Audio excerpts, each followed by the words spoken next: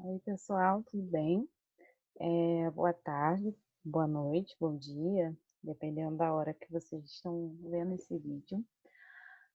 Meu nome é Vitória, eu sou monitora dessa disciplina de vocês, Biologia Molecular de Procariotos. Eu sou aluna de mestrado do professor Diogo. É, Hoje eu vim falar um pouco com vocês sobre ferramentas moleculares utilizadas na taxonomia e na clonagem de indivíduos. Para a gente começar, vamos falar um pouco sobre taxonomia. Recapitulando, o que é a taxonomia, né? A taxonomia ela foi um sistema de classificação de organismos criada por Linneu. E ela normalmente é utilizada baseando-se em características morfológicas, fenotípicas, como uma forma de padronização. Nós sabemos que Linneu ele criou esse sistema no intuito que diversas pessoas ao redor do globo terrestre pudessem classificar os organismos de maneira padronizada. Assim, o mesmo organismo não teria um nome diferente em cada região.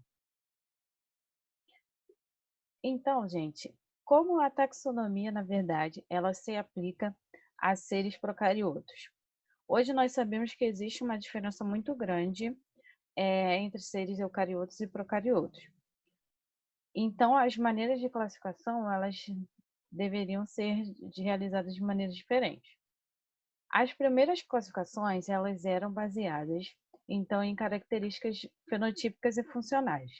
Como exemplo, se uma bactéria ela tinha uma temperatura ótima de crescimento, com temperaturas altas, ou então o formato da bactéria.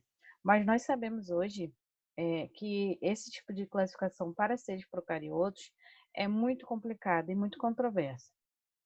Um exemplo que vocês podem ver é esse Berges Manual, que ele vai falar um pouco sobre mostrar como as bactérias eram classificadas antes de existirem análises moleculares mais apropriadas. Até recentemente, 2 filos de arqueias eram conhecidos apenas, esses 2 primeiros aqui. E, através dessas técnicas moleculares, 2 novos filos foram propostos. Além disso, antigamente, as arqueias elas eram consideradas seres extremófilos. E com os estudos atuais, nós vemos que, na verdade, não é assim que funciona. Né? Quais são essas técnicas moleculares, então, que possibilitaram uma maneira mais apropriada de fazer essa classificação de organismos, identificação de organismos? Essas técnicas são, então, a genômica e a metagenômica. Bom, relembrando o que já foi dito pelo professor Caio na aula dele, genoma de um organismo é o conjunto completo da sua informação genética, incluindo as áreas codificantes, as regiões intergênicas, toda a informação do seu DNA. É, a genômica é a análise onde é possível estudar o genoma do organismo e é possível visualizar toda essa informação. Vocês já devem ter visto ou estudado sobre o projeto do genoma humano, onde uma equipe de pesquisadores fazia um projeto de pesquisa que durava um tempo considerável e eles estudavam todo o genoma de um indivíduo, mapeava todo o genoma do indivíduo. E por ser uma análise tão difícil e demorada e cara, antigamente se fazia toda uma divulgação, né, sobre esses projetos. Mas hoje em dia, essa ferramenta de estudar genomas, ela se torna cada vez mais acessível. E hoje nós temos acesso a genomas de diversas espécies e estudos diversos também utilizando genômica. Vocês podem pesquisar até o próprio professor Diogo, ele tem trabalhos que ele utilizou o estudo de genomas. Podem procurar o professor Caio também, que ele também tem diversos estudos utilizando metagenômicas e genomas. Então, vocês podem pesquisar bastante se vocês tiverem curiosidade sobre esse tema. E a metagenômica, o que ela é? Ela é o estudo de um genoma total de um ambiente, de uma comunidade. Vamos colocar aqui como exemplo, uma lagoa, um ambiente isolado, uma lagoa, onde a gente quer saber o que existe naquela lagoa em termos de micro-organismos. Então, nós vamos fazer uma análise metagenômica daquela área e assim a gente vai descobrir todas as espécies, todos os gêneros de bactérias, de fungos, dependendo da análise, que existem naquela região. Então, quais são os passos para realizar essas análises? Parecem simples, né? 3 passos, mas cada passo desse é necessário um esforço, né? Cuidado, porque erros que possam acontecer, eles interferem no resultado. O primeiro passo para então fazer a análise de genoma, ela é a extração do DNA. Depois disso, nós vamos seguir para o sequenciamento desse DNA que foi extraído e, por último, nós vamos realizar as análises de bioinformática. Então, para extrair o DNA, nós utilizamos um conjunto de reações físico-químicas e o resultado final vai ser o DNA daquela amostra. Então, aqui eu coloquei para vocês uma imagem que vem dentro de um kit de extração de DNA, que é utilizado hoje de maneira bem abrangente e também torna o resultado da extração um pouco mais eficiente. Aqui eu também coloquei para vocês um link onde é possível realizar a extração do DNA de uma cebola. Então, se vocês tiverem curiosidade de saber como funciona cada etapa, tem a lise celular, essas etapas, vocês podem entrar nesse link aqui, que vocês vão estar vendo. Aqui, como vocês podem ver, tem cada tipo de etapa. Essas etapas, eles, como eu disse, são um conjunto de produtos químicos e também reações físicas. Tem centrifugação, entre outras coisas. Após a extração do DNA, é possível amplificar um gene específico através de PCR. Para bactérias, esse gene específico é o RNA ribossomal 16S, esse gene. Para eucariotos, é o 18S. Ou, no caso de metagenoma, é possível fragmentar o genoma de toda a comunidade dentro de uma amostra e depois sequenciar. Aqui eu também coloquei para vocês um link do YouTube. Esse é o título do vídeo que tem dentro esse link aqui respectivo a esse título aqui. E vocês conseguem ver nesse vídeo um protocolo de uma extração de DNA feita em laboratório. Vocês, se tiverem curiosidade de olhar, vocês vão ver como funciona a extração, quais são os processos físicos, a questão da centrifugação, que depois tem etapas de calor. Então, vocês vão ver aqui nesse vídeo que eu coloquei aqui o que realmente é feito na extração do DNA. Depois da extração, a gente faz o sequenciamento desse DNA. O sequenciamento, no caso, é a ordem na qual os nucleotídeos eles são alinhados.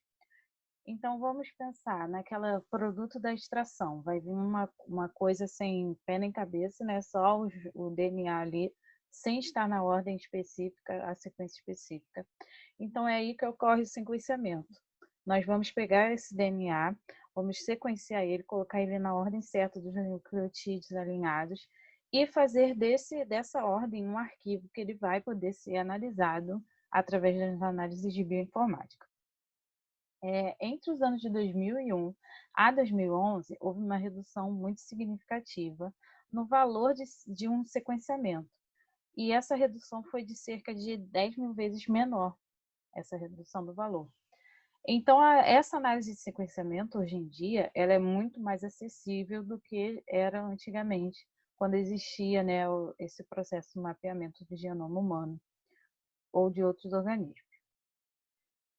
Aqui eu coloquei para vocês um quadro onde existem diversos métodos de sequenciamento e eles foram divididos em gerações. Alguns desses já foram extintos, porque hoje em dia não são mais tão utilizados, como o método de Sanger e o pirossequenciamento 454. Esses dois aqui, eles hoje em dia não costumam mais ser utilizados. Ainda assim é utilizado o Illumina é um dos mais utilizados hoje em dia. E esses outros dois, eles ainda são um pouco mais caros, para poder serem realizados, são caros. E alguns desses daqui, vocês podem pesquisar depois no YouTube, se vocês tiverem curiosidades, para ver como funciona cada etapa dessa. Tem uns vídeos muito legais, alguns em inglês, tem outros já que as pessoas traduziram. Se vocês, tem muita coisa legal no YouTube se vocês quiserem pesquisar. Então, você consegue ver como ocorre cada uma dessas técnicas, desses métodos. Mas hoje em dia, ainda o mais utilizado é esse daqui. Cada um desses métodos, eles têm prós e contras, mas o que ainda, assim, particularmente o que ainda está mais acessível para a gente é o Illumina. Depois do sequenciamento, nós vamos pegar aquele arquivo que foi gerado e nós vamos começar as análises. No caso, a gente vai pegar aquele arquivo daquelas aquelas sequências de nucleotídeos que vocês já sabem, aquele A, C, T, vocês já estão cientes de como funciona. Nós vamos pegar aquele arquivo e nós vamos primeiro fazer um controle de qualidade dessas sequências. Nós vamos analisar se existem erros mais comuns e fazer uma limpeza, retirar, por exemplo, nós pegamos aquele metagenoma de uma lagoa. Então, nós temos que retirar aquilo que não nos interessa. Por exemplo, nós não queremos DNA de peixes, nós queremos saber apenas bactérias ali, ou então outros tipos de micro-organismos. Então, nós vamos fazer esse controle de qualidade. Depois desse controle, nós vamos fazer as análises taxonômicas. O que são essas análises taxonômicas em bioinformática? Nós vamos pegar já aquelas sequências, já depois de fazer toda essa etapa de controle de qualidade, e nós vamos comparar com um banco de dados. Esse banco de dados, a gente vai conseguir ver se a sequência que a gente tem, ela possui similaridade com qual tipo de bactéria, com qual espécie, filo, gênero de bactéria naquele ambiente, e assim a gente vai ter as nossas correspondências. Depois das análises taxonômicas, nós vamos fazer análises estatísticas, para poder ver se estatisticamente é correto o resultado das nossas análises taxonômicas. Aqui eu coloquei dois programas para vocês, exemplificando essas análises bioinformáticas. Um é o Motter, que ele é utilizado bastante pelo professor Caio, e esse aqui é o Shime 2. Esse daqui é mais utilizado pelo professor Diogo. Vocês podem pesquisar depois. Esses dois programas, eles são ótimos de utilizarem para essas análises de bioinformática. Aqui eu coloquei para vocês um gráfico mostrando o que a gente consegue descobrir em uma análise de bioinformática. Nesse trabalho aqui, esse gráfico que eu fiz, foi de um estudo onde foi analisado e sequenciado o conteúdo intestinal de ratos. E esse conteúdo foi dividido da seguinte forma. Na verdade, os ratos foram divididos da seguinte forma. Esse primeiro grupo aqui foram de ratos que receberam ampicilina na sua alimentação. Esse terceiro grupo aqui foram de ratos que não receberam nenhum tipo de antibiótico. E esse último aqui foram de ratos que receberam neoprimicina. Então, foi coletado esse conteúdo intestinal desses ratos e foram feitos sequenciamentos. E assim nós conseguimos analisar o estado da microbiota desse conteúdo intestinal desses ratos. Nós conseguimos, assim, visualizar a diferença que o tratamento com antibiótico ele pode causar na microbiota natural de um organismo, como vocês podem observar aqui nesse gráfico. Aqui também é um outro tipo de gráfico desse mesmo trabalho. Esse trabalho eu realizei numa disciplina do professor Caio.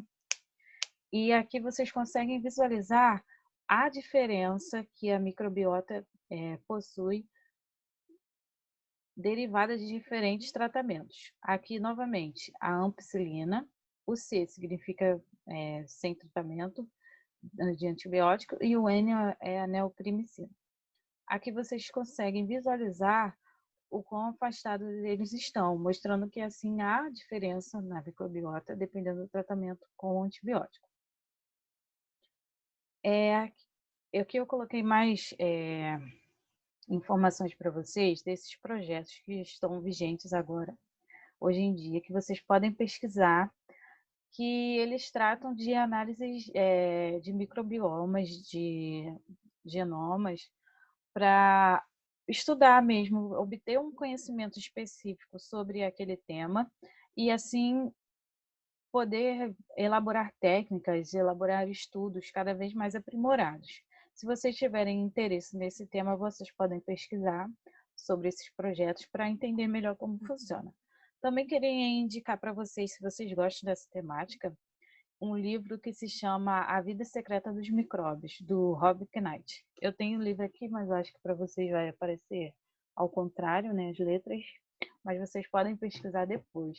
Ele é o fundador justamente desse projeto aqui, o Human Microbiome Gut, e vocês vão aprender mais nesse trabalho dele, nesse livro, como a nossa microbiota ela é extremamente importante e como ela afeta tudo na nossa vida, desde picada de mosquito até problemas neurológicos. Então esse livro é bem legal para tratar sobre essa temática. Agora vamos falar um pouquinho de clonagem. Então, quando a gente fala de clonagem, a gente pensa logo em exemplos muito característicos, né, de uma clonagem, como, por exemplo, a ovelha Dolly. A novela que eu não sei, não consigo saber agora se é da geração de vocês, se vocês chegaram a ver, que tinha muito essa temática de o clone. Mas quando nós falamos de clonagem de procariotos, clonagem gênica, DNA recombinante, nós não estamos falando desses exemplos. Nós estamos falando de um mecanismo que vocês já estudaram nessa disciplina, que são os plasmídios, como principal forma de vetor. Existem outros tipos de vetores que são utilizados como ferramentas, mas os plasmídios são os mais utilizados.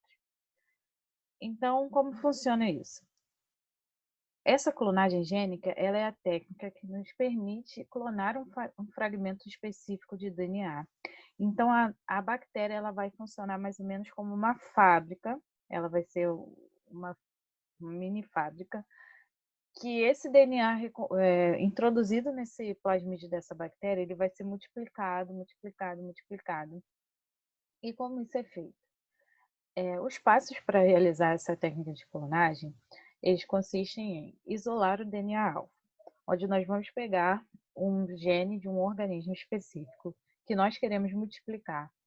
Então, nós vamos pegar esse gene e isolar. Através de enzimas, nós vamos isolar esse gene. E depois, na segunda etapa, nós vamos unir esse gene específico ao vetor, ao plasmídio.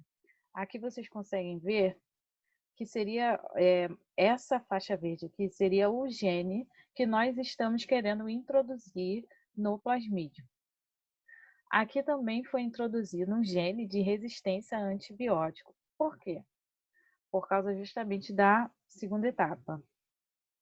Depois que esse plasmídio ele é unido ao DNA recombinante, introduzindo na bactéria, depois disso, a bactéria ela precisa multiplicar, né? Ela precisa absorver aquele plasmídio e poder passar, né, para as suas células filhas e assim ter uma quantidade maior de plasmídio. Todos aqueles mecanismos de plasmidiais que vocês viram já na aula do professor Diogo.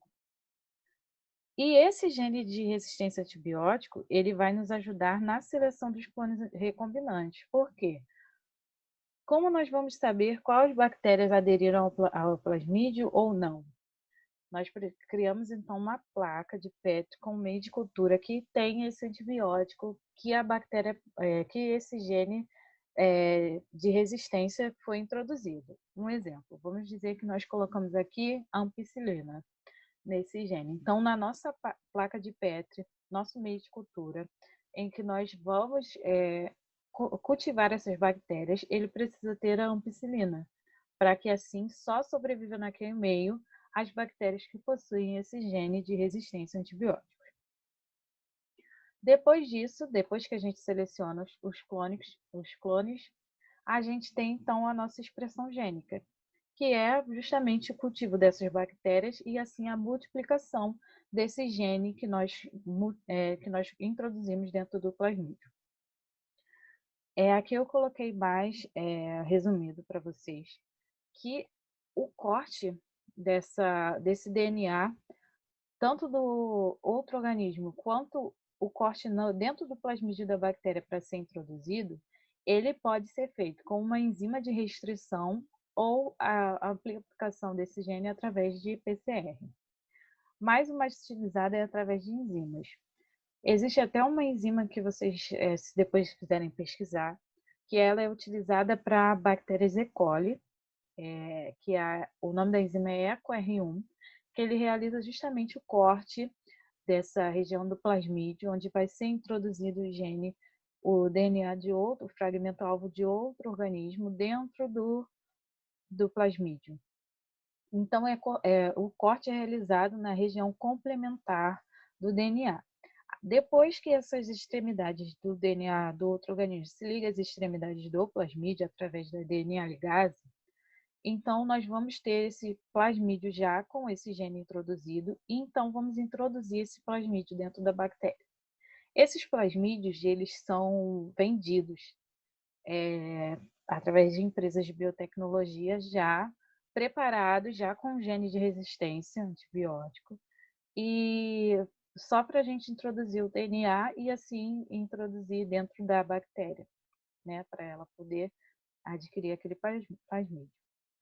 Essa técnica de clonagem, ela é utilizada para diversas aplicações industriais, como por exemplo a produção de insulina. Então é exatamente assim que funciona. Vamos dizer que aqui existia o gene da insulina, então nós vamos introduzir ele dentro do plasmídio. Então, de um gene dentro do plasmídio, imagina uma colônia bacteriana que vão ser multiplicados esses genes. Então, é assim que funciona a produção de insulina hoje em dia. Isso facilitou muito a vida dos que têm necessidade dessa substância, como os diabéticos. E também a produção de anticoagulantes. Também hormônios de crescimento são utilizados nessa técnica. Fora as aplicações na pesquisa. Então, essa técnica é bem interessante, é bem legal e tem sido uma ferramenta molecular bastante importante quando falamos de clonagem gênica. Bom, gente, é isso que eu tinha para falar hoje para vocês. Espero que vocês tenham entendido todo o que eu quis passar para vocês de novas informações sobre essa aula. Se vocês tiverem algum tipo de dúvida, vocês podem entrar em contato comigo por e-mail. Alguns de vocês já me mandaram e-mail alguma vez. Espero que essa disciplina tenha sido bastante proveitosa para vocês. Tudo que vocês aprenderam aqui nessa disciplina vai ficar gravado durante um bom tempo e vocês vão utilizar bastante em outras disciplinas. Então, eu espero que vocês estejam bem, que vocês tenham uma mini férias maravilhosa. E é isso, gente. Obrigada, hein?